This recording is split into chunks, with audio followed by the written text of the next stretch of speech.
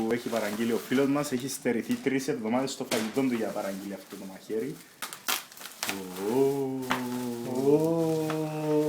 Είναι κινέζικο, κατευθείαν από την Ιαπωνία.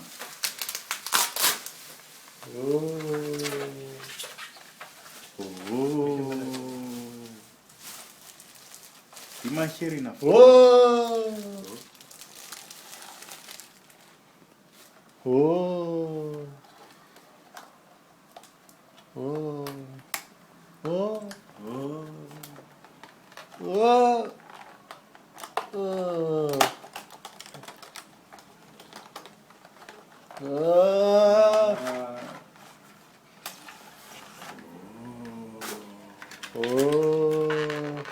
Ωραία συσκευασμένο. Βρωμίτσες. Ανοξίδωτο ατσάλι.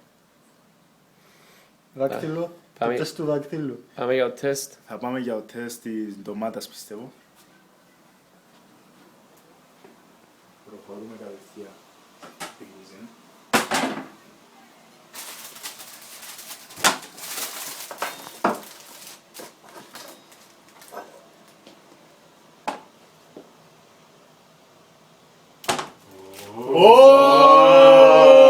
Ακόμα ένα τεστ.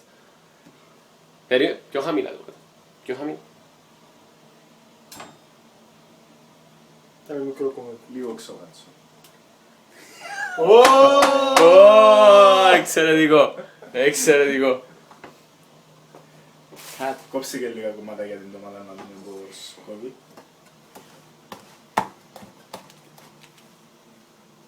Σειρά.